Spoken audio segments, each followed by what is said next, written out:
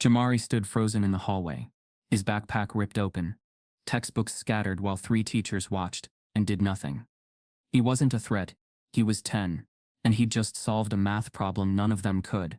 But instead of praise, the principal called security. Protocol, they said, just in case. What happened next wasn't just racism, it was erasure. And the cameras, they caught everything. Before we deep dive into this interesting story, subscribe to our channel, and tell us where are you watching from. Share in the comments below. The 3rd floor of Hanover University's Math and Theoretical Sciences building echoed with intellectual chatter. Thick glass walls framed whiteboards scribbled with fractals and partial derivatives, while a brass plaque near the entrance read, Department of Advanced Mathematical Inquiry. Inside Seminar Room B3, tension hung in the air like static before a storm. The room was tightly packed, 24 graduate students, a handful of research fellows, and one world-renowned mathematician, Professor Dr. Calvin Rees.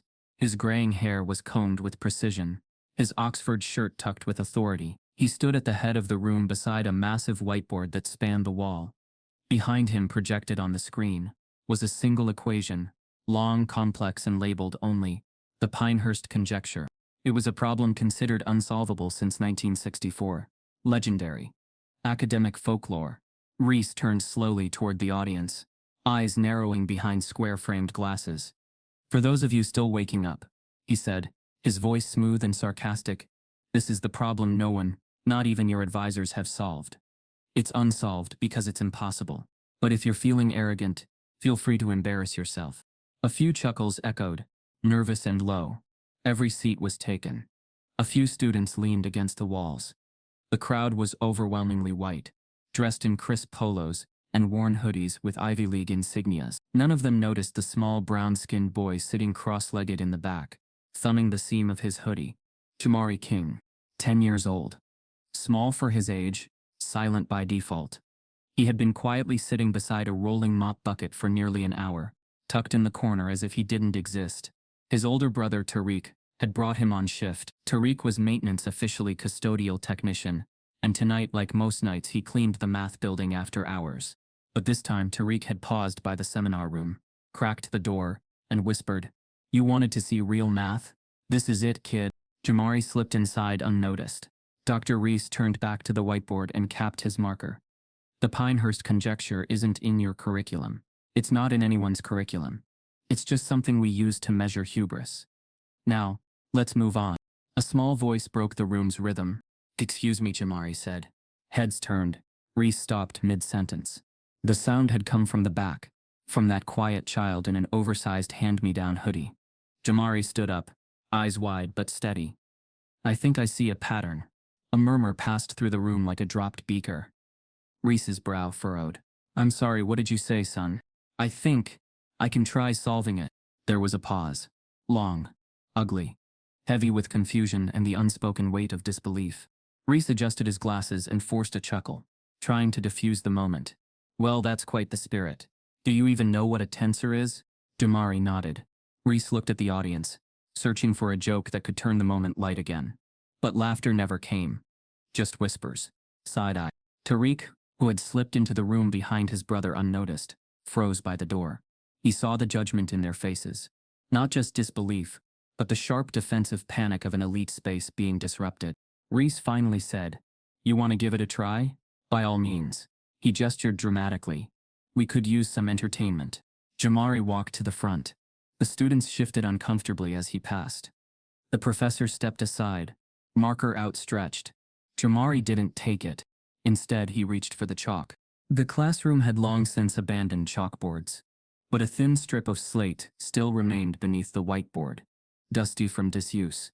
Jamari picked up a piece of yellow chalk left behind, and then he began.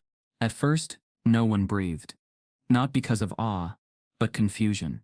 His first few lines were simple reductions, then substitutions, some in Greek symbols, others in combinatorial form. Rees squinted, expecting gibberish, but after the third line, his smirk faded. By line 6, the whispers stopped. By line 10, 2 students were recording. Jamari worked slowly, confidently, with the grace of someone not solving, but remembering, like the answer had always been there, and he was just writing it down so others could see. Tariq leaned forward, stunned, not because he didn't believe in Jamari, but because it was happening here, in front of them, in their space. Reese interrupted. Wait, what transformation is that? Jamari didn't answer. He was in flow, unbothered. His lips moved silently, running ahead of his hand. He underlined a term, erased another, converted an exponent to a series. 12 lines in, Reese stepped forward. Okay, that's enough. No, let him finish, a student said quietly. Jamari glanced at Reese, then back to the chalkboard. His fingers trembled slightly now, not from fear but focus. With a final gesture, he boxed a variable, stepped back and underlined the final expression. The solution spanned the entire board. Silent. Then, that can't be right, someone whispered. Reese blinked, scanned the work, and said nothing. Jamari looked up, eyes uncertain now, like he remembered where he was, like he remembered they never wanted him there to begin with. Reese turned back to the room. This is obviously not a formal proof. There are shortcuts, inconsistencies, things he doesn't fully understand. But is it correct? Another student asked. Reese opened his mouth, then closed it. Tariq stepped forward. He's been doing stuff like this at home for years. Y'all never gave him a chance. The professor looked past him, as if neither brother existed. Then he walked out, leaving the chalkboard behind. Students lingered, filming, whispering, staring. A few approached Jamari, but he stepped away, shrinking back into himself. Tariq placed a hand on his shoulder. You okay? Jamari nodded. Outside in the hallway, fluorescent lights flickered overhead.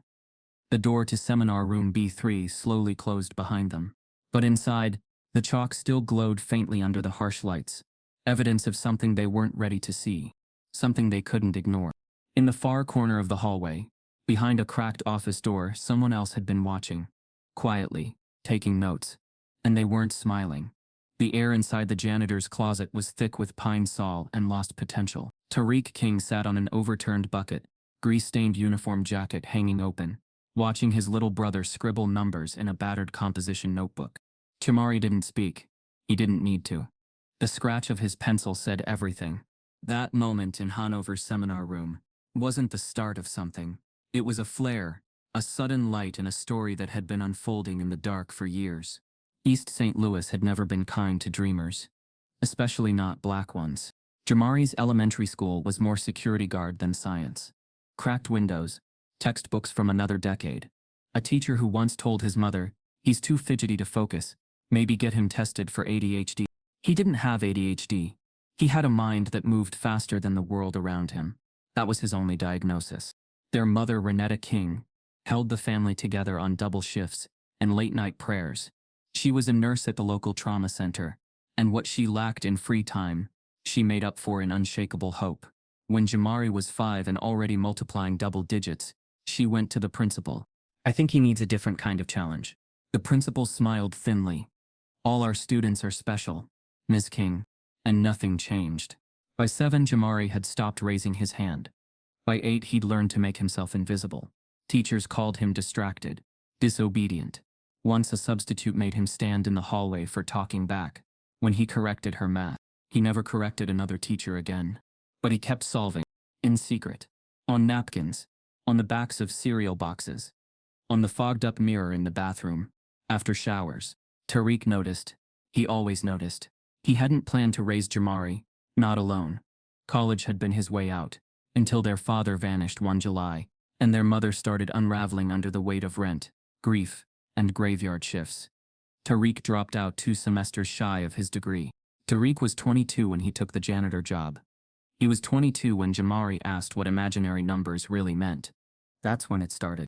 Every night after mopping floors and emptying trash, Tariq brought Jamari into the university's lecture halls. Not for fun, for survival. Hanover University had a policy: no unauthorized personnel after hours. Tariq had a workaround. He cleaned classrooms last. Jamari would slip in behind him. Hoodie up, eyes low, notebook under his arm. They never touched anything. They just watched, studied the formulas left on boards, picked through scraps of genius left behind by minds who didn't even know a genius was watching. Tariq started leaving problems on the whiteboards for Jamari. Simple at first, then harder, then ridiculous. Jamari started solving them. By 9 years old, he was reducing eigenvalues in his head. By 10, he was doing something else. Something not even Tariq could follow. You sure this makes sense? Tariq asked one night, eyes wide as Jamari traced lines on a tablet they'd bought secondhand. I think so. The function loops. It shouldn't, but it does. Tariq nodded like he understood. He didn't, but he believed. That belief kept Jamari moving. But belief couldn't change the outside world. One night, they arrived early. A guest lecturer was finishing up a talk. They stood in the back, unnoticed, as the room emptied. Jamari stared at the complex formula still glowing on the screen. Can I try it? He whispered. Tariq nodded. Go ahead. Jamari walked up. Wrote quietly. That's when it happened. Behind them, in the shadows of the doorway, a figure stood silently, watching. Dr. Naomi Ellis. Her office light had flickered on across the hall. Her nameplate read Professor Emerita, Mathematics. No one ever visited her anymore. Her tenure had ended quietly. Too quietly.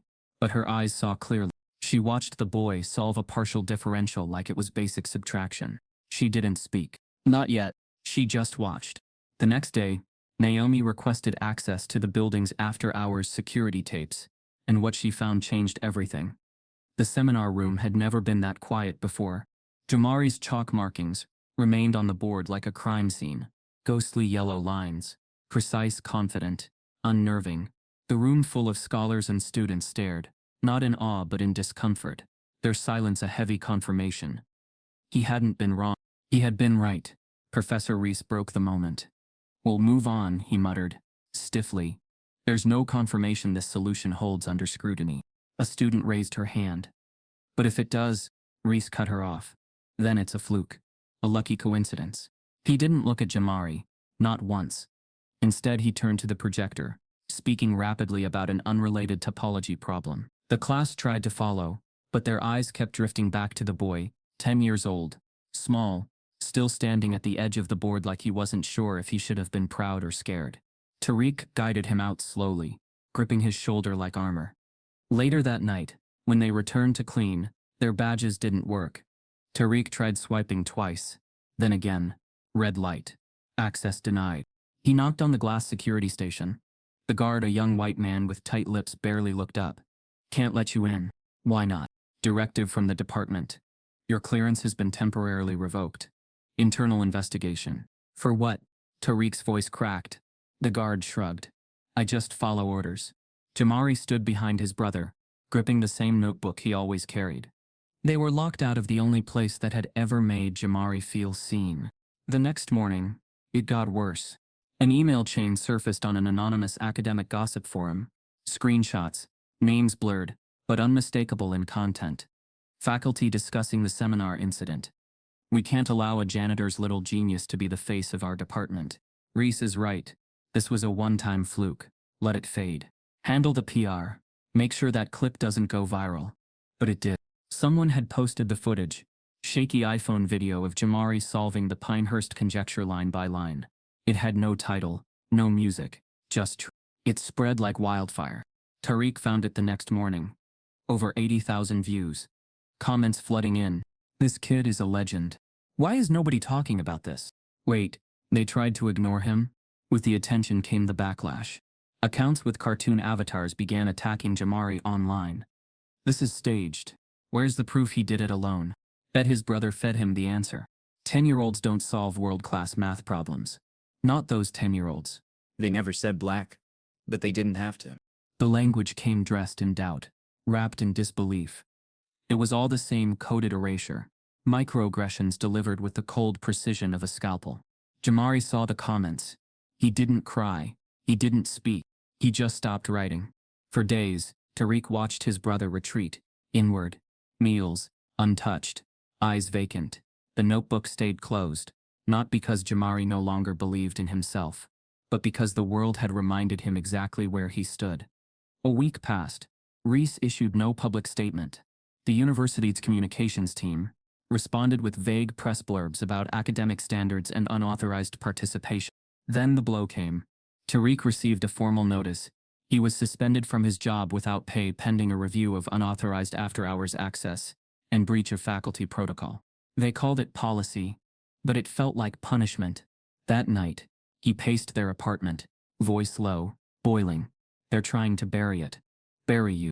Jamari sat curled on the sofa, hoodie pulled over his head. It's fine. It's not. It was just one problem.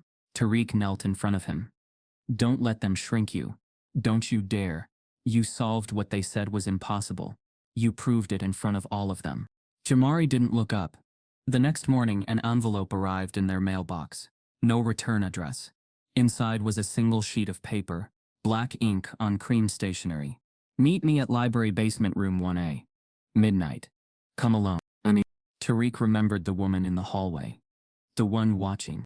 That night, under flickering street lamps and a deep September chill, Tariq and Jamari stood outside the library's rear entrance.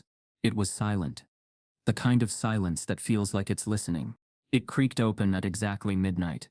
Dr. Naomi Ellis stood in the doorway, a soft scarf wrapped around her neck, eyes sharp beneath thick lenses.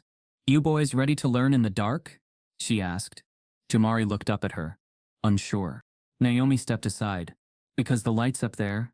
She nodded toward the university's shining towers. They weren't built for us. They followed her into the silence. The basement wasn't on any map. It was an old archive room, the kind used to store microfiche, forgotten books, and discarded theses. Naomi had turned it into something else entirely. She closed the heavy door behind them. Inside was a chalkboard, old desks, a flickering desk lamp, and a wall of bound journals dating back 40 years. I used to teach here, she said. They don't mention me on the department website. I wonder why. She sat, looked at Jamari. You're not a fluke, you're a threat, and they don't know what to do with that. Jamari's eyes welled. His first real emotion in days. You don't need their permission to be brilliant, Naomi said. Jamari sat down. Tariq stood behind him. And for the first time in a week, Jamari opened his notebook. Naomi smiled. What Naomi showed them in that locked archive room wasn't just equations. It was the proof that Jamari had already changed the field, and someone had tried to erase it. When the world shuts the door, some create their own classroom. Dr. Naomi Ellis used to walk in over university's corridors like a storm with a spine. She didn't just teach math, she commanded it. The first black woman to earn tenure in mathematics at the institution, she had once been featured on national panels, cited in major academic journals, even had a visiting chair named after her, for 3 years, until quietly, it was renamed. That's what the system did to people like Naomi. Celebrated them in whispers, then tried to erase them in silence. Now she taught in shadows. Room 1A of the university library's basement wasn't on any student map. Most assumed it was a storage closet or an abandoned archive. Its lights flickered. Its walls were cracked. There was no Wi-Fi, no HVAC, just air that smelled like dust, old paper, and long-forgotten possibility. But in that room, Naomi had built a sanctuary, a war room, a lab, a classroom for the brilliant and exiled. Jamari King had never seen anything like it. There were stacks of journals reaching toward the ceiling. A worn chalkboard filled one wall, already marked by strange variables and ancient notations. A portable heater buzzed in the corner. A single lamp lit the desk where Naomi now sat. Glasses low on her nose, watching him not with suspicion but with expectation. You know what this place is, Jamari? She asked on their second night. Jamari shook his head. Naomi leaned forward. This is where the forgotten ones go to remember what they are. Tariq stood in the back, arms folded. His eyes never left Jamari, not because he didn't trust Naomi, but because so many people had pretended to believe in his brother before only to smile with teeth that wanted to consume. But Naomi was different. She didn't patronize. She didn't hype him up with vague praise. She challenged Jamari. That first week, she made him prove the quadratic formula 3 different ways. Then she made him prove why the proof mattered. She didn't slow down. She didn't simplify. And when Jamari paused too long on a step, she would nod once and say, "I'll." He never needed long. On the third night, Naomi brought a problem handwritten on yellow legal paper. I worked on this back in '97, she said. Spent 6 months on it. Gave up. Jamari read it, blinked once, then picked up a stub of chalk and started writing. 20 minutes later, he stepped back. Naomi read what he had written. She didn't speak for almost a full minute. Finally, she whispered, "Good God." Tariq exhaled. Jamari just sat back down, opened his notebook, and kept writing. Every night, their routine became more secretive. Tariq timed their arrival carefully, memorizing guard rotations, and knowing which security cameras had been temporarily out of service. Thanks to a suggestion, Naomi had dropped into the IT maintenance queue. They moved like thieves through a building they technically belonged to. They had to, because Hanover had made its position clear. Jamari wasn't part of their story. He was the kind of footnote they wanted erased.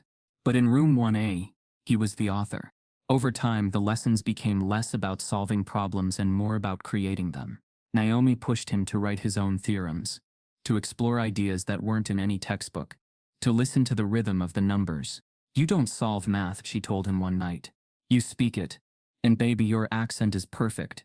Tariq teared up at that. Quietly, silently. His brother was doing something no one else in their neighborhood had ever imagined. No scholarships, no Ivy League grooming, just raw genius meeting the right teacher at the wrong time for the right reasons. Jamari started drawing new symbols, using language even Naomi had to squint at. "I don't know what you're doing," she admitted once, tracing one of his diagrams, "but I think I want." Some nights Jamari would stay after Naomi left. Tariq would sit nearby, headphones in, pretending not to notice as his little brother danced with calculus like it was jazz. The chalk moved like it had a heartbeat. Not fast, not frantic, but sure, like he was following a melody only he could hear. And still, they were careful. They spoke in code when they texted. Naomi had backups of all Jamari's work stored on encrypted drives, in case the university found out and tried to claim it. She had seen this story before. She wasn't going to let it happen again. But in their secrecy, something else began to form. Family. One night, Tariq brought a pizza down. Naomi rolled her eyes but took a slice. Jamari grinned wider than he had in weeks. They sat on the cold tile floor, laughing over stories. Naomi told about professors who misused statistics and couldn't understand basic set theory. "You ever wish you'd left this place?" Tariq asked her. Naomi smiled, sad and knowing. I did. "Many times. But then who would have been here when you walked in that room?" Silence. That night, as they left, Naomi paused at the door. "They will come for him," she said softly. "Not with chains, with papers, policies, promises, all designed to box him in. Don't let them." "I won't," Tariq said. "Good." She nodded. "Because they'll smile while doing it." Weeks passed. Jamari's notebooks grew fatter. Naomi's praise grew quieter, more stunned. She stopped teaching and started listening, watching, learning. Then one night, it changed. Jamari was midway through explaining a pattern he'd noticed when Naomi held up her hand. "Wait." He stopped. Naomi pulled out a dusty box. Inside were old academic papers, journals from the early 2000s. She spread them out on the table, flipping through them like someone searching for a ghost. Then she found it. A partially proven theorem, unsolved, dismissed, published, then forgotten. Jamari's scribbles matched it line for line, but went further. "Do you understand what you've done?" she asked. "I was just trying to finish the loop," he said. It kept folding in on itself. Naomi leaned back, staring. "You didn't just finish it," she said. "You advanced it. You're 5 years ahead of the field." Tariq stepped forward. "So what now?" Naomi looked at them both. Then she reached into her bag and pulled out an envelope. She handed it to Tariq. No name on it, she said. "Anonymous. But it's already been submitted." "Submit to what?" Tariq asked. Naomi smiled. "The International Junior Mathematicians. Invitational. IJMI. In Atlanta. 2 months from now." Tariq blinked. "Wait. How? That's invite only." Naomi nodded. "It is, unless you're homeschooled, and someone on the inside knows how to adjust the system. Just enough." Jamari opened the envelope. Inside were the official rules, a schedule, and a blank name tag. "I figured he'd need to decide the name he wants the world to hear." Naomi said. Tariq held the envelope, stunned. But then he noticed something. The seal. A tiny official gold crest at the bottom corner. It was Hanover's. "Wait," Tariq said, narrowing his eyes. "You said this was anonymous." Naomi raised an eyebrow. "It was. Until someone upstairs made a copy of Jamari's chalkboard work before they wiped the room clean. Someone who didn't want to be seen helping, but couldn't ignore what they saw either." "Who?" Naomi smiled but didn't answer. "Let's just say, she whispered. Not every ally looks like us, but they know brilliance when it slaps them in the face. Jamari looked up. Should I go? Naomi knelt beside him, eye to eye. You have to. And Jamari clutched the envelope to his chest. A shadow passed the frosted glass window of the archive door. Someone had found them, and this time, they weren't alone. He didn't have an ID, a team, or a sponsor, but he had the answer. Jamari clutched the envelope to his chest as the chill of that basement room faded behind him. He could still hear Naomi's voice. You have to. But before they could process what had just happened, before they could even celebrate, a shadow passed across the frosted glass of the archive room's door. Tariq moved fast, slipping in front of Jamari, positioning himself like a wall. Naomi didn't speak. She simply reached back, quietly switched off the lamp, and stepped into the shadows like she'd done this before. The doorknob didn't turn. The shadow didn't linger. But it left something behind. Awareness. Someone knew. 2 weeks later, Jamari, Tariq, and Naomi were in Atlanta.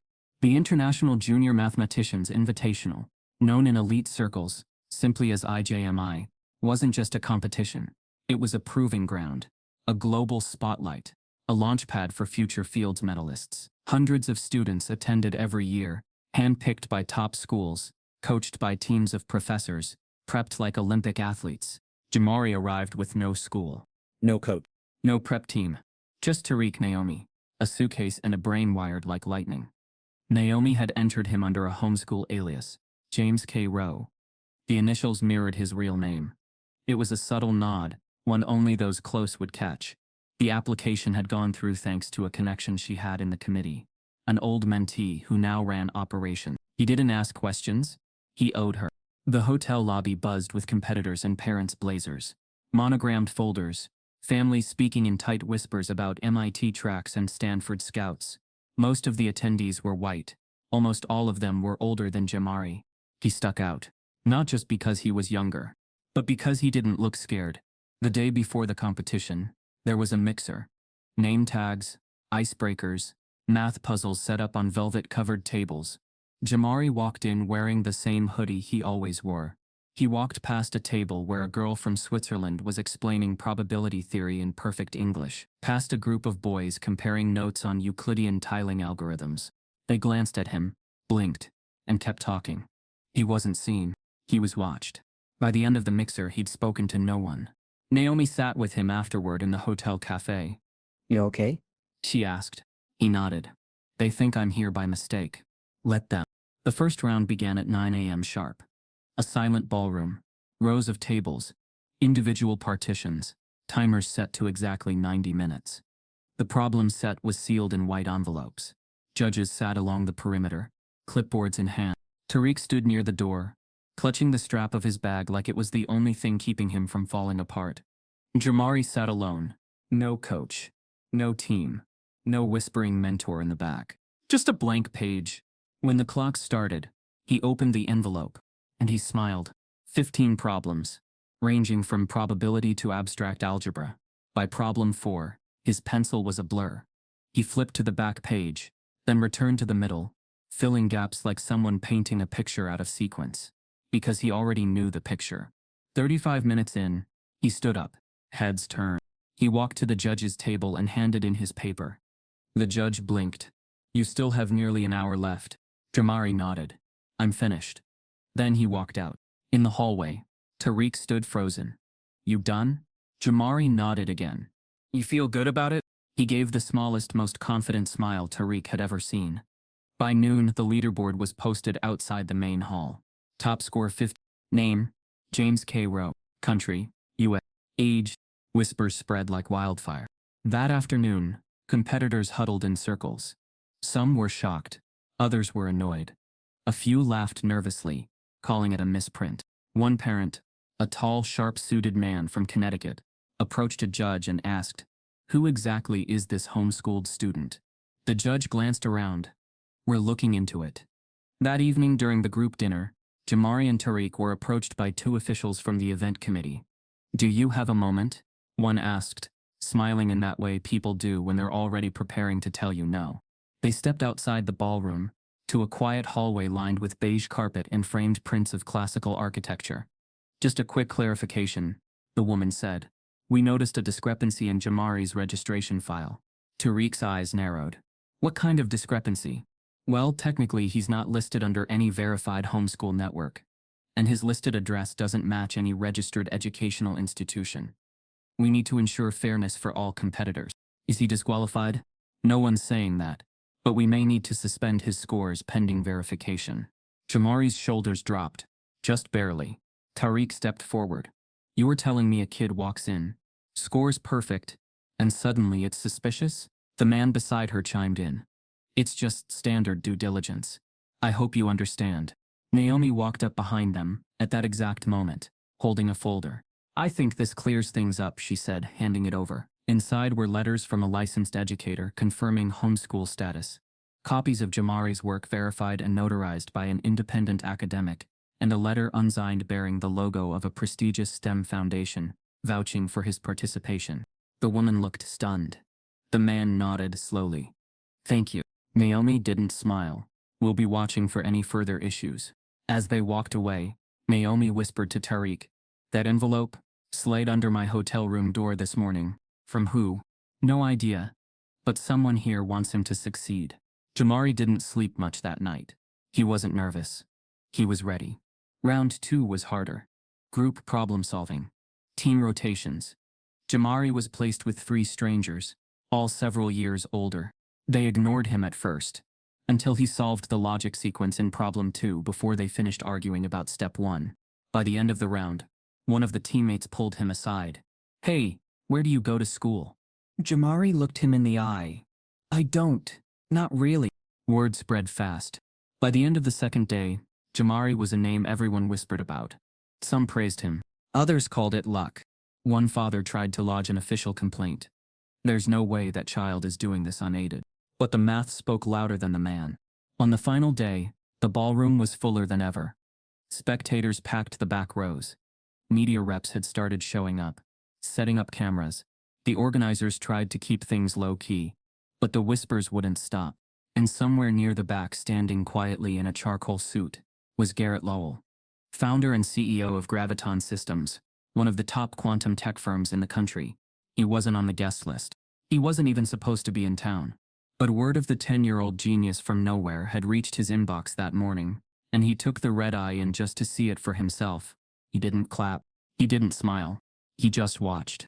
And when Jamari walked onto the stage to receive his award, top overall score, perfect precision, youngest finalist in history, Lowell tilted his head ever so slightly, like he was trying to solve a different kind of equation. After the ceremony, a GravTech representative quietly slips Tariq a business card with nothing on it, except a direct number, and the words, "We need to talk, urgently." Sometimes the only person who sees your value is a stranger with power. The black business card hadn't left Tariq's pocket since Atlanta. No name, no logo, just a number in clean silver ink that shimmered under light like a secret. It was the kind of card that didn't ask for trust. It assumed it had already earned it. It rang once. Mr. King. The voice was calm, low, and efficient. Mr. Lowell would like to meet. 3 days later, they were on a private jet. Tariq had never flown private. He kept checking if it was real, if the leather was truly leather, if the fruit was actually organic, if the pilot really addressed him as so. Jamari was silent most of the flight, thumbing through an iPad loaded with research papers. Graviton had preloaded just for him.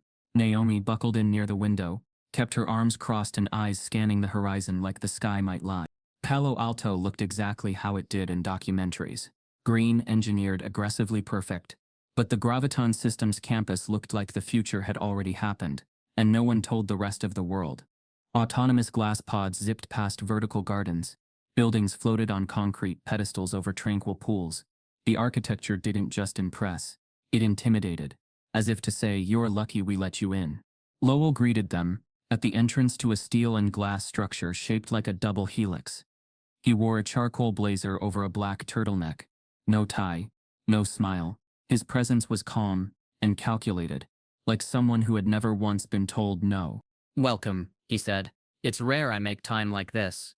But then again, it's rare to meet someone like Jamari." He turned to Jamari. "You're not a student. You're not even a prodigy. You're a new category. A shift in what's possible."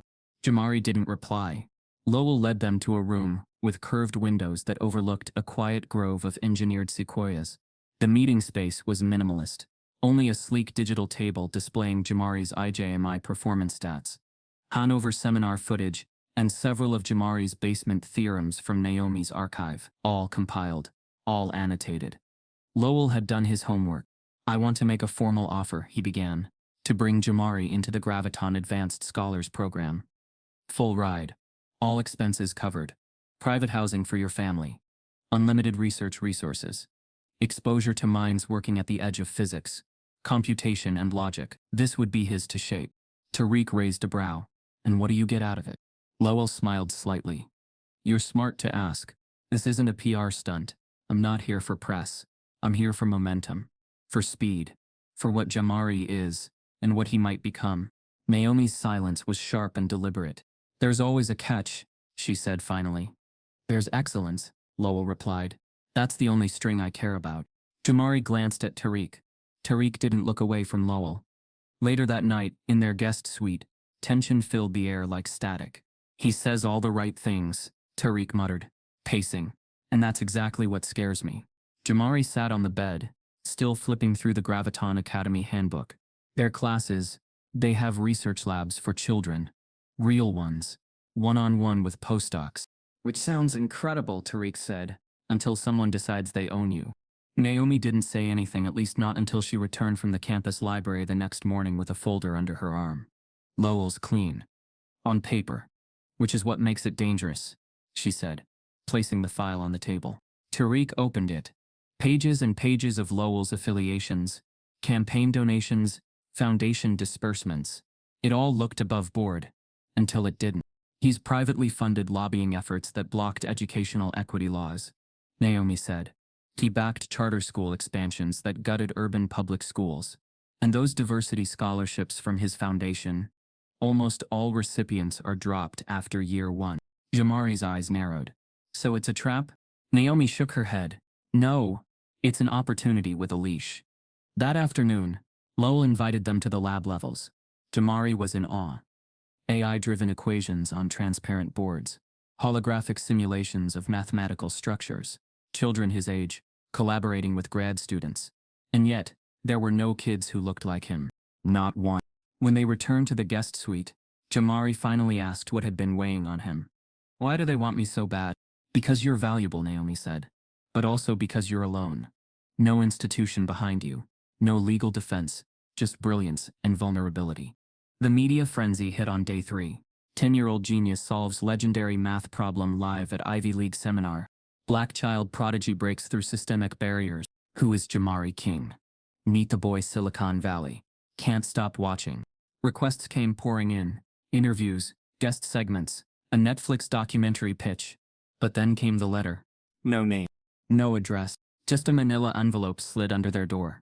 Tariq opened it. Inside was a single piece of paper. Typed, "Stay quiet, or be forgotten." On the back of the note, faintly watermarked, was something that made Naomi's face go cold. The university crest from Hanover. Not the standard one, the internal one, used for faculty communications.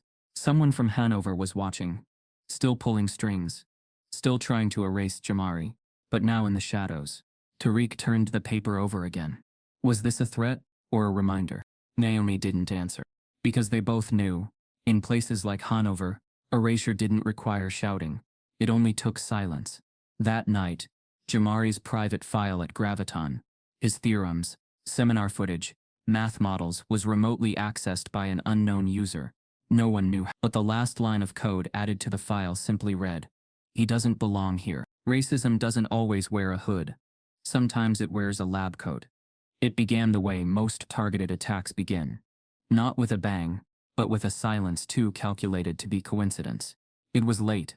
The sun had gone down 2 hours ago, and Tariq had just come back from a grocery run. Nothing felt out of place at first. The lights still on, the quiet hum of the fridge, the flickering glow from the living room TV. But when he stepped into Jamari's room, something made his stomach turn cold. The notebooks were gone. Jamari's desk had been cleared like someone vacuumed his life from the surface. The organized chaos of math papers, theorem sketches, and scribbled equations, all wiped. No fingerprints. No mess. Just absent. But it was too clean. Only the pens remained, placed neatly in a perfect row. That was the message. We took what matters. We left enough so you'd know. Tariq's hands clenched into fists. He rushed through the rest of the apartment. Nothing else was touched. No electronics missing. No signs of a break-in. Just Jamari's work. Every trace of it gone. And then his phone rang. Naomi. Tariq. Her voice trembled in a way he hadn't heard before. They hit the basement. She didn't need to explain. Tariq was already grabbing his keys. By the time he arrived at the library, the door to room 1A was cracked. Naomi stood inside, surrounded by chaos. Pages scattered across the floor like fallen leaves. The chalkboard, erased. Not just wiped, scrubbed down, bleached. They knew exactly what to take, she whispered. The archived drafts, the backups, the secured drives I had hidden. Tariq ran a hand through his hair. Who has access to this room? No one's supposed to, Naomi said. But that doesn't matter when the people pulling strings don't care about doors or keys. They stood in silence, both knowing this wasn't just about stolen work. It was erasure. The next day, Graviton released a polished public statement. Due to increasing public scrutiny and safety concerns, Graviton Systems has chosen to pause all formal invitations to Jamari King at this time. We remain committed to nurturing talent while ensuring the highest standards of security and transparency. No mention of the break-in. No mention of what Jamari had accomplished. Just one more way to disappear him. Naomi didn't take it well. He was never their investment, she told Tariq. He was their insurance. A chance to say, look who we let in. So they could continue to shut the door behind him. Tariq didn't reply. He walked straight to Jamari's room. The boy sat on the edge of his bed, staring at the wall. He didn't ask about his notebooks. Didn't ask where his work had gone. Didn't even ask what Graviton said. I should have just stayed quiet, Jamari mumbled. Tariq sat beside him. No, kid. Don't do that. They don't want me here. They don't want you anywhere they can't control. Jamari looked up for the first time. They keep erasing me. And that was when the boy, who'd solved what grown men had called unsolvable, who'd stood in rooms where no one wanted him to exist, cracked. Not loudly. Not with sobs.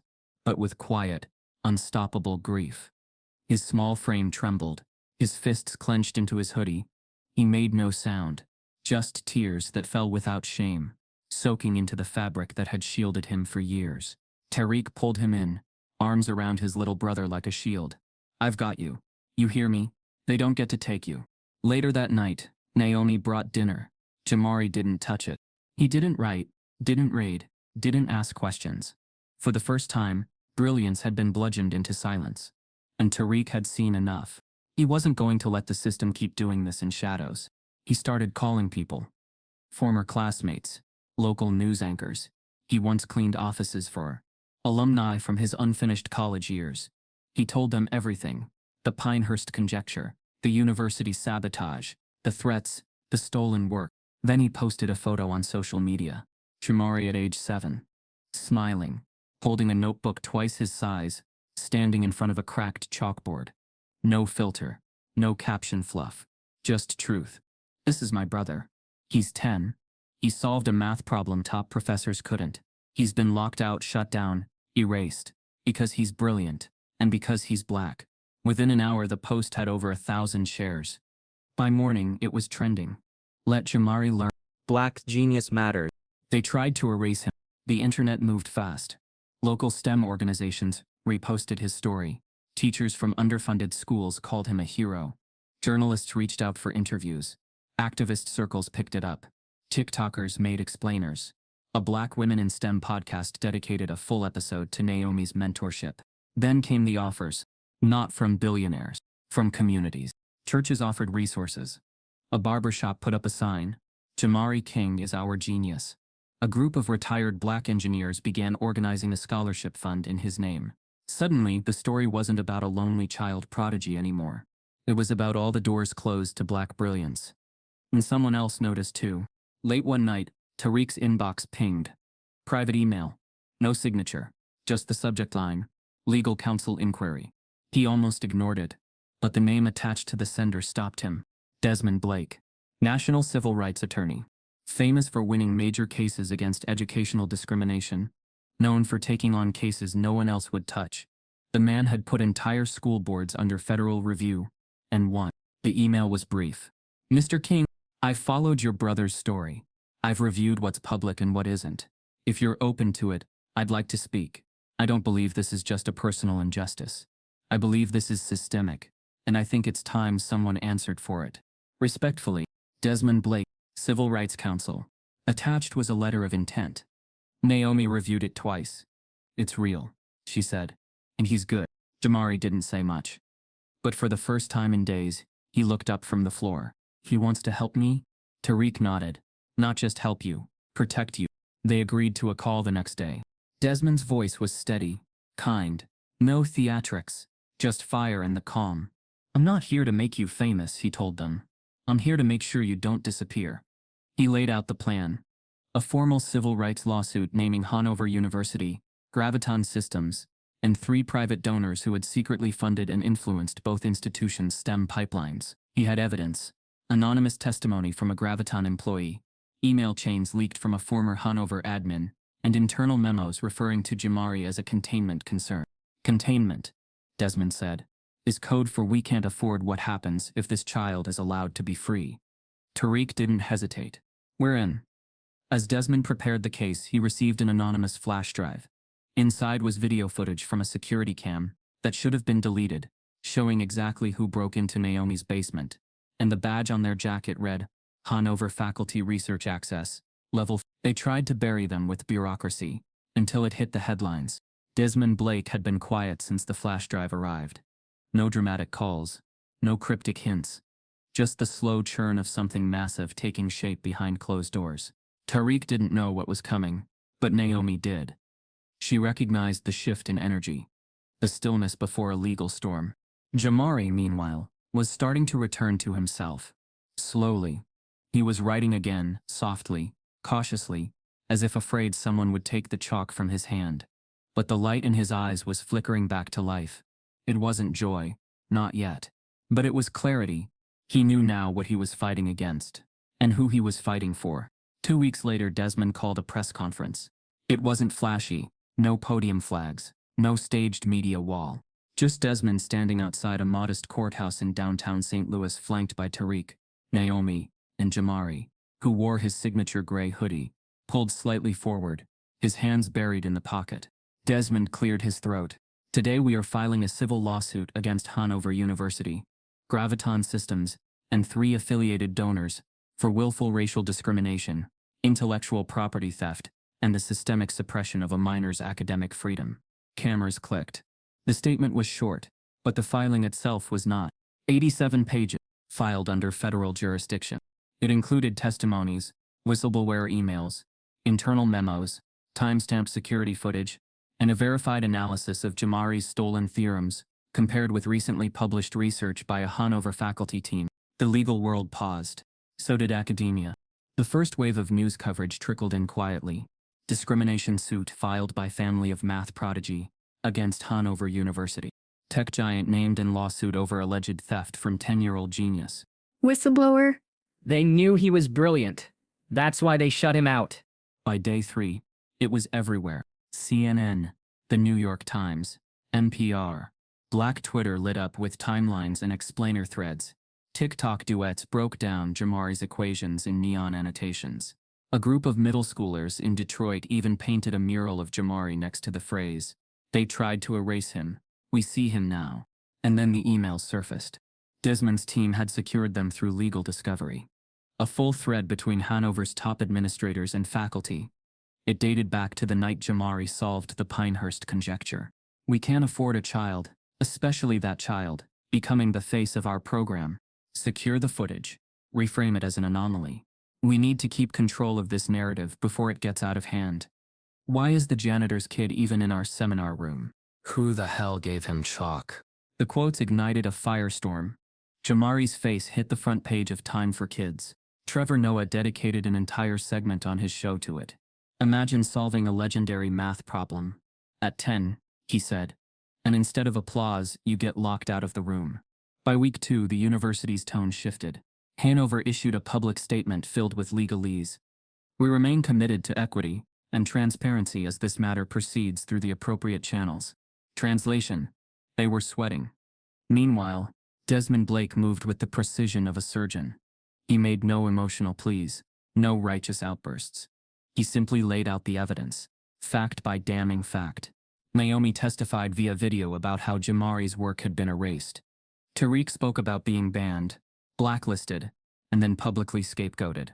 Jamari submitted a deposition with his own writing, breaking down, line by line, how the Pinehurst conjecture solution was his. The math was irrefutable. It didn't care about skin tone or titles. It told the truth, and the public believed him. But behind the scenes, pressure was building. Tariq's old job, the custodial position at Hanover, was suddenly offered back to him. No apology, no fanfare, just a call from HR. Your access has been restored. Tariq hung up without answering. But it wasn't about the job anymore. It was about what it symbolized. They're trying to put me back where they think I belong, he said to Naomi. As if returning me to the mop closet will undo all this. Naomi nodded. They're afraid, but they still don't understand what they've awakened. Then came the twist. A leaked email hit the media, sent from a Hanover board member to a high-level donor. Let's be strategic. Stage a public forum. Offer a gesture of openness. We manage the optics. If we give them a microphone, they'll trip over it. But the leak backfired. It forced Hanover's hand. They had to follow through. So they announced it. A public forum. Live. Televised. Moderated by a national news anchor. Open to press, faculty, students, and the King family. They hoped it would be a distraction. But it was about to become a reckoning. Naomi receives a call from an anonymous number the night before the forum. The voice on the line says only one thing before hanging up. If he speaks tomorrow, you'll wish he hadn't. In front of millions, a child exposed an entire institution. The forum was branded as a gesture of accountability. The flyer read, Hanover University Public Forum on Educational Equity and Academic Access. Underneath, in bold, broadcast live nationwide, moderated by CNN's Rachel Ames. But behind the scenes, it wasn't accountability they wanted. It was control. The setup was immaculate, held in the university's largest auditorium. Stage lights softened for warmth, floral arrangements lining the podium. Faculty members buzzed in the wings. Security was discreet but ever-present. Staff shuffled around with clipboards and earpieces like stagehands before a Broadway curtain call. They'd stacked the panel deliberately. Dr. Calvin Reese seated front and center, flanked by two respected alumni-turned-donors, a token diversity consultant, and one faculty dean from a different department entirely. Jamari was placed at the far end, a 10-year-old in a gray hoodie, on the same stage as men who'd taught math longer than he'd been alive. Rachel Ames opened the broadcast with polished neutrality. Good evening, America. Tonight, we bring you a conversation that sits at the intersection of genius, opportunity, and justice. The camera panned across the panel. Reese adjusted his cufflinks. Jamari sat still, hands in his lap. Rachel began. Dr. Reese, you were present during the original seminar, when Jamari King solved what's widely regarded as the Pinehurst conjecture. Let's start there. Reese leaned into his mic. I was present, he said calmly. And what occurred was not a verified proof, but a sequence of memorized manipulations. Impressive for a child, yes, but not unprecedented, and certainly not academically vetted. Rachel nodded. So you're saying the solution was planted? I'm saying it was coached, possibly rehearsed. We have no idea what was fed to him before he walked into that room. Gasps rippled through the live audience. Naomi's eyes narrowed. Tariq sat forward in his chair, jaw tense. Rachel turned to Jamari. How would you respond to that? Jamari looked out at the crowd, and then straight into the camera. I didn't memorize anything, he said softly. I understood it. Reese chuckled into his mic. Understanding? That's a bold word for a child who has never taken a formal class in higher mathematics. Jamari paused. Then stood. I didn't ask to be here. You called this a forum, but it feels like a test. Rachel gestured gently. Would you like to speak further? I want to show something, he said. He walked slowly to the whiteboard, placed stage right, supposedly decorative. The production team hesitated, unsure whether to cut to commercial. But the director, watching the stream metric spike, nodded silently to let it continue. Jamari picked up the marker. This is called the Halvorsen convergence equation. he said. It's been unsolved for 11 years. Most attempts get stuck on the third sequence reduction because of a non-recurring irrational set that causes divergence. Reese rolled his eyes. Jamari didn't flinch. He wrote 3 symbols. The room stilled. Line by line, he broke it apart, reducing the irrational set into a limit structure no one had previously attempted, rewriting the loop, finding the fault line, and cleanly, undeniably, solving it. He capped the marker, stepped back, and said nothing. The silence that followed wasn't disbelief. It was surrender. Even Rachel Ames, the seasoned anchor, couldn't hide the catch in her voice. Dr. Reese, would you care to respond? Reese's face darkened. That board isn't a peer-reviewed journal. He spat. You don't crown genius with applause. You crown it with process. Rigor. Proof. Rachel tilted her head. Is the math incorrect? Reese didn't answer. Instead, he removed his mic, stood, and walked off stage. Live. On national television. Gasps erupted. Some in the audience applauded. Others whispered. The control Hanover had tried to maintain unraveled in real time. Jamari sat back down quietly. Rachel turned to the camera. Well, I suppose the math speaks for itself. By the time the broadcast ended, social media had exploded. He did it again. Solved it. On live TV. Reese walked off like a cartoon villain. I want this kid to run the Department of Education. Jamari King is not the exception. He's the evidence. Even mainstream outlets dropped objectivity. 10-year-old dismantles academic gatekeeping on live television. CNN. Genius child leaves Ivy professors speechless. The Atlantic. When the system fails, the people watch. Vox.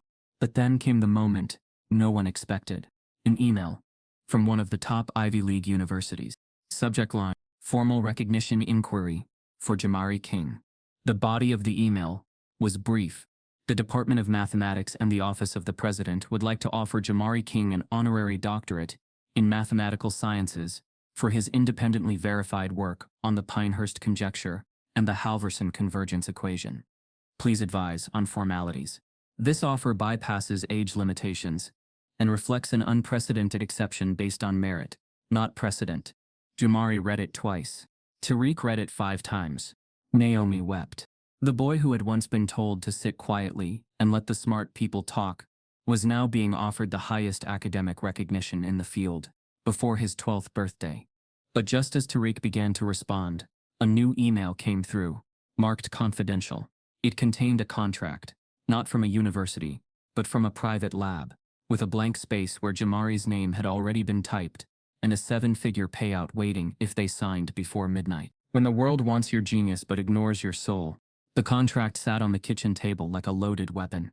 It wasn't from a university or a media outlet.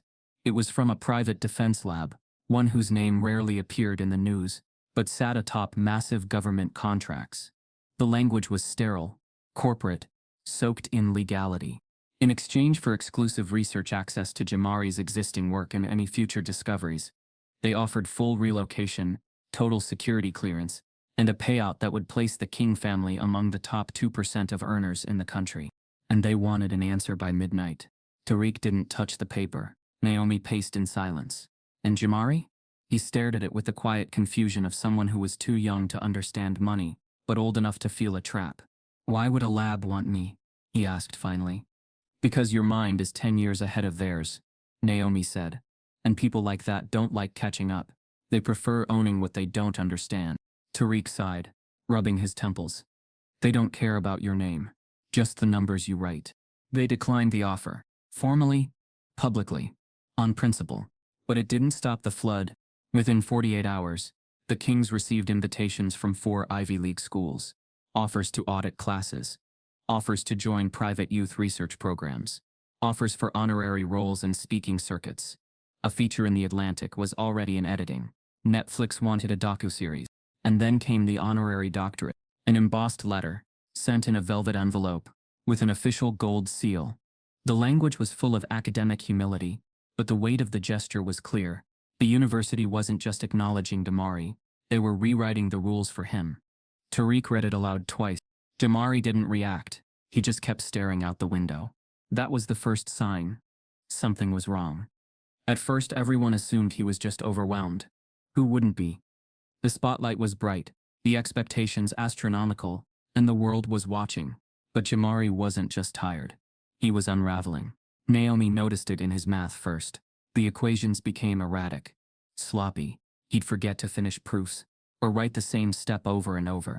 Tariq noticed it in the mornings. Jamari would stay in bed longer, claiming headaches. When he did get up, he barely ate, stared at screens without absorbing anything. He wasn't sleeping. He wasn't dreaming. He was drowning, and no one could stop it. Everyone thinks I'm smarter than I am, Jamari whispered one night, curled into himself on the couch. You are that smart, Tariq replied, kneeling beside him. But what if I just got lucky? Naomi, standing in the doorway, heard every word. That night she made a call. To a child psychologist she trusted. A black woman who specialized in gifted youth. Someone who understood that brilliance didn't shield children from trauma. It often exposed them more painfully to it. They started with virtual sessions. Jamari hated it at first. He didn't want to talk about feelings, but the therapist was patient, unshaken. She asked about numbers first, about logic, and then gently about the spaces between those things. Over time, he cracked open. He spoke about fear, about not wanting to disappoint Tariq, about feeling like Naomi believed in him more than he believed in himself, about the online comments, the school halls, the silence in rooms where he was supposed to be celebrated. He spoke about being called a genius and never being called a kid. One night, after therapy, he told Tariq, I think I missed being 10. Tariq almost cried. I never got recess, Jamari added. Just respect. Naomi sat them both down the next morning. We need to step back, she said. No press, no lectures, no honorary degrees, no cameras. You're saying he should hide? Tariq asked. No, she replied. I'm saying he should rest. They didn't make an announcement. Didn't publish a statement. They just disappeared. No one knew where Jamari King had gone. One day, he was on every news channel. The next, silent. No posts. No photos. No interviews. No sightings. People speculated wildly. He's in witness protection. He cracked something dangerous. He's building a company. He got bought out. They erased him again. But none of them knew the truth. That Jamari had stepped away. Not because he was broken, but because he was healing. 6 months later, a cryptic video appears on a quiet YouTube channel. Just a single frame, Jamari's notebook opening. His voice saying, let's start over. This time, on my terms. The boy who disappeared returns with a mission. 6 months of silence. No tweets. No interviews. No photos. Jamari King had vanished from the spotlight like mist burned off by morning sun. The world had moved on, as it always does, but the absence lingered in whispers. His name still showed up in classrooms, in think pieces, in questions teachers couldn't answer. And then he came back. Not with fanfare, not through a university or press conference. Just a single YouTube video uploaded to a nondescript channel titled Ground Zero Math. Black screen. White text. One voice. Let's start over, this time on my terms. That was it. No face. No explanation. But within 24 hours the internet exploded. Comments poured in. Theories revived. Articles reposted. But 2 days later, the next video dropped. This one was different. It was Jamari, finally on camera again. But not in a suit. Not behind a podium. He sat at a folding table in a community center. Hoodie on, chalkboard behind him. Dry erase marker in hand. This is for the kids who got called disruptive because they asked too many questions.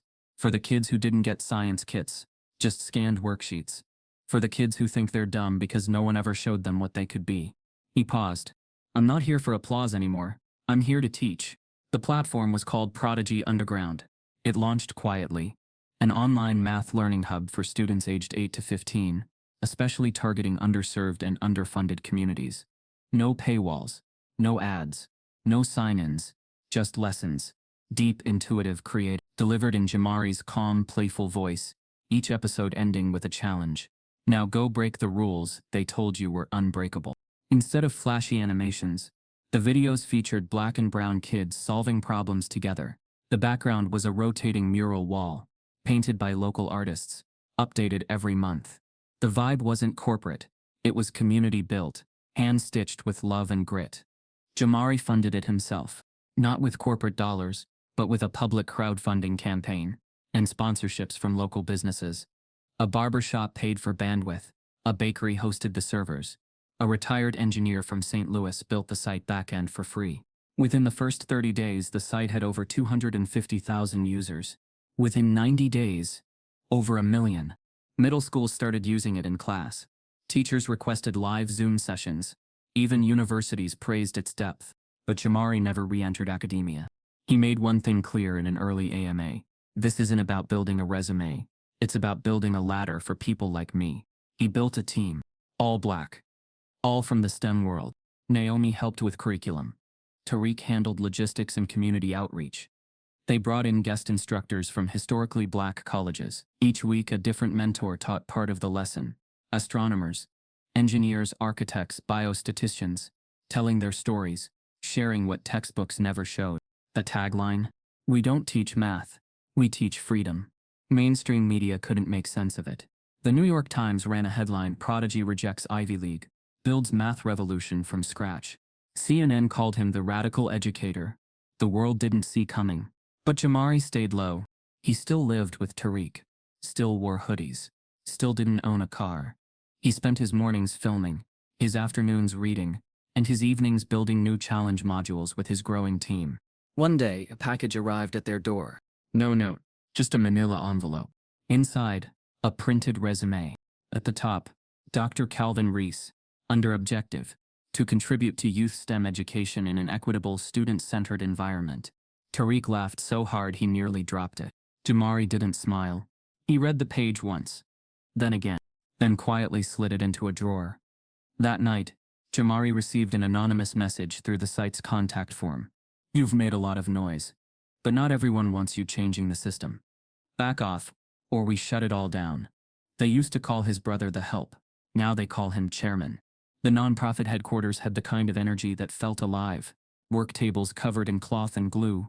Projects in progress. Chalkboards with scrawled ideas.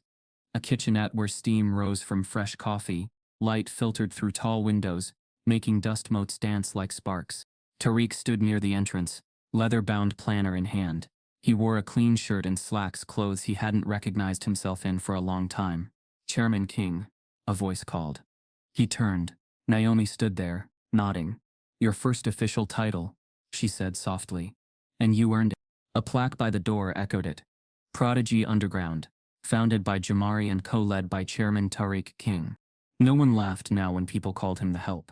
Now they whispered, "He's the Help who built the Help."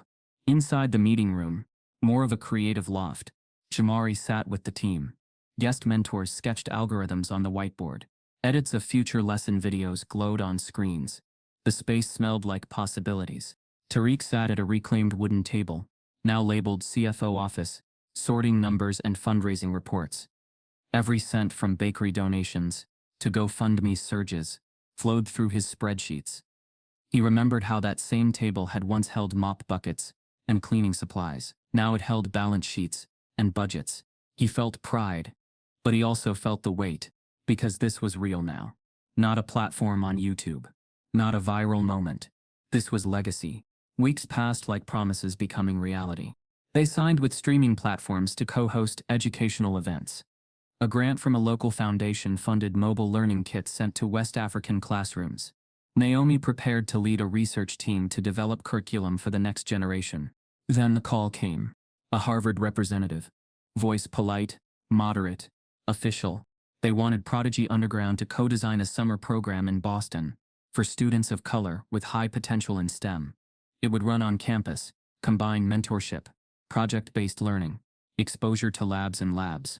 "We're offering resources," the voice said. "We'd be honored to partner." The brothers looked at each other. Jamari smiled. "Then let's go change things where people talk about path, not pedigree." A few days later, they walked into Harvard's boardroom. A polished oval table, leather chairs, framed portraits of founding deans. Tariq carried the title of CFO. Jamari, a student, not a guest speaker.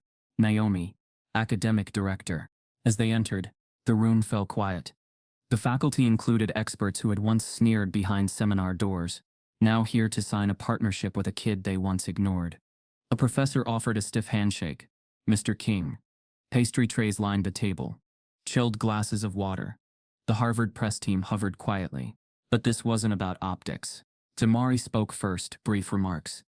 We want to spark curiosity, build community, show students that math isn't a hurdle, it's a handshake. A Harvard dean nodded thoughtfully. We're glad to have you, not as a press moment, but a partner.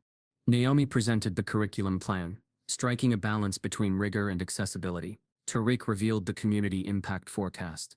They danced academic waltzes with clarity, purpose, humility. They left with signed documents, campus introductions, a tour of labs, and most startlingly, a genuine invitation to co-host Harvard's next STEM conference. Tariq exhaled in the afternoon sun outside the campus. They could have done this like before. Jamari shook his head. But they didn't believe before. Now they help. Behind them, the campus echoed with possibility, not erasure. The next week delivered a formal apology from Hanover University. Not a press release, though one was out. Text carefully worded. Addressed to Tariq. We, the Board of Trustees of Hanover University, deeply regret how the mathematics community failed Mr. Jamari King. There is no excuse for ignoring brilliance because of background. We apologize for the institutional failures and steps taken that contributed to his exclusion. We honor his contributions and celebrate the path forward he's created. Sincerely, the board. It hung on the fridge like a bookmark, a reference point in their journey from invisibility to validation. Tariq stared at it, then neatly placed it between the fridge magnets of bills and kids' art. But the world didn't quiet. Every story about Prodigy Underground included that apology line now. They were no longer ignored. They were seen. And yet I wish for this last section a real cliffhanger. That's coming next. They thought he'd be bitter, but he came back with brilliance. The auditorium felt impossibly quiet, as Jamari and Tariq stood backstage. Polished wooden floors reflected their shadows, and rows of seats stretched out, filled with the faces of students, staff, and faculty. The same faces that had once dismissed him. The school's emblem glowed on banners, pristine, intimidating symbols of academic prestige. And now they were expecting the student, the 10-year-old boy who everyone had tried to ignore, to stand before them. Tariq put a hand on Jamari's shoulder. You ready? Jamari drew in a breath. I don't think I belong here. Tariq squeezed his hand. You always did. Jamari nodded slightly, trying to steady himself. A heavy sigh escaped his chest. The speech rehearsed in his mind felt words he once whispered in the dark, words he now had to say into a microphone, in front of everyone who once looked right through him. But he rose slowly. Each step down the aisle was a stitch in a patchwork of reclamation. The murmurs of the crowd didn't need to be overheard. Jamari sensed them, the surprise, the skepticism, the anticipation. They thought they could rewrite his story. Tonight, he would show them who had written it. Instead, at the podium, the spotlight was a glaring flame. Jamari adjusted the mic stand. It hovered too high for him. He set a book, a thin notebook, down on the lectern. The front page said, "Only for the unseen." He cleared his throat quietly. Good evening, he began. No sound came out. He took another breath, and this time, his voice rose. When I walked into this school 5 years ago, they called me disruptive, unruly, someone who didn't belong here. A ripple passed through the room. He paused. But tonight I stand not for myself, but for the ones who couldn't stand in here yet. He spoke of access, not the access of scholarships or elite programs, though those had come. No, he meant access to dignity. To be seen, not as test scores, but human. To be counted, not by GPA, but by presence. He paused again. The words shaped themselves from memory and vulnerability. I learned math in a janitor's closet, he said.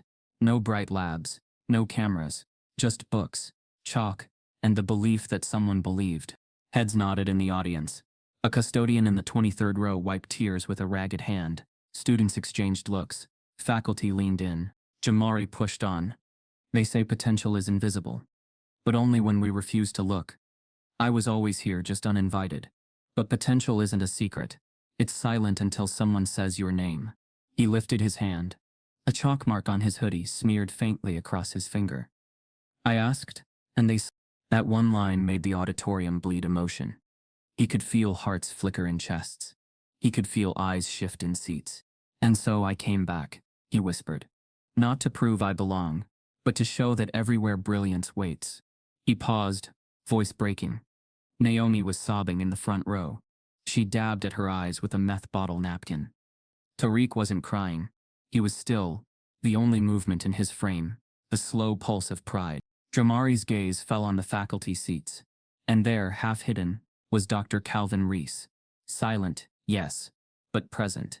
No applause, no smirk, just stillness, an unmistakable shift. Jamari offered the final truth. Potential doesn't care what you look like, where you come from, or how loud the world tries to mute you. It only asks to be seen. Tonight I ask that for every child sitting out there who still thinks they're invisible. He closed his eyes, heart pounding. He didn't know if he'd done it, but for the first time since he'd disappeared, he felt her. Silence followed. It wasn't polite. It was stunned. Then came the applause, slow at first, then sweeping like a tide. Staff rose, students stood, faculty lifted their hands. Reese remained seated, watching. Tariq joined him at the podium afterward. Jamari's voice humming in his ears. The power of what he'd just done. They walked off stage together, not as prodigy and brother, but as architects of a different narrative. After the applause died down, post-event stories swirled. 10-year-old prodigy returns not with anger, but with grace. Mathematics meets morality. What Jamari King's speech revealed. He could have shouted. He chose truth. Emails came in. The custodian who'd once scolded Jamari for being too smart called him teacher in a boy's body. One parent told Jamari, "I'm sorry the world doesn't deserve you, but tonight, you made them want to hold on." And the biggest surprise, late that night an email arrived in their inbox. Subject potential recognized.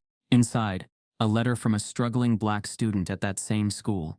Someone Jamari had never met. Someone who had spent months on the outside, skating through hallways unnoticed. The student wrote, "I didn't think math was for people like me. I thought if someone like Jamari could just do it, and speak it, maybe I could too. Can I come up and say hi? If you ever want company up there." The request was simple, but the weight of it was devastating. Jamari shared it with Tariq. They looked at each other and nodded slowly. At graduation that spring, Jamari walks on stage. Midway through his speech, he pauses and gestures. A young black girl from the audience steps forward, her face bright with a notebook in her hands, coming to stand beside him. History didn't just repeat, it evolved. The stage had shifted. Jamari's reemergence had become legend. Prodigy Underground had become not just a platform, but a movement. But tonight, history called, not to repeat but to evolve. Jamari stood backstage at a packed auditorium in Detroit. The crowd was buzzing. Students, educators, community leaders, grandparents, artists. The energy crackled. Banners read, "Legacy Line Mentorship Launch," words he had helped craft in a basement months ago. Tariq whispered in his ear, "Today it begins." Jamari nodded. His first guest was waiting. He walked onto the stage, lights hitting his hoodie, and scanned the crowd until his eyes settled on a single face. 11-year-old Tyrese Langston. Tyrese sat in the front row, with his mother. He had once risked detention for scribbling equations on his notebook cover. He never expected to be invited on stage. Jamari closed his program and approached. Tyrese, come up here. Tyrese stood stunned. He walked up slowly, legs shaking. Jamari placed a hand on his shoulder and handed him a microphone. "Tell them who you are." Tyrese took a deep breath. "I'm Tyrese. I'm 11. I like math and space." Applause rippled through the crowd. Then Jamari nodded and introduced the program. Legacy Line was his vision realized. A mentorship program, pairing bright students from underserved communities with graduate-level mentors in STEM fields. Schools would help identify students. Jamari's platform would provide curriculum and coaching, and local sponsors would fund resources and access. Small at first, Detroit, East St. Louis, Baltimore, but designed to scale nationally. Behind the scenes, a team of black STEM educators, social workers, engineers, mathematicians, teachers, quietly stood tall. Their presence lit the wings of the auditorium, like silent sentinels. Jamari spoke of lineage. "Generations before me didn't get the chance," he said. "I'm here because someone broke their silence. Now I offer that moment forward." He introduced Tyrese's mentor, Dr. Martine Rosario, a robotics engineer in Pittsburgh.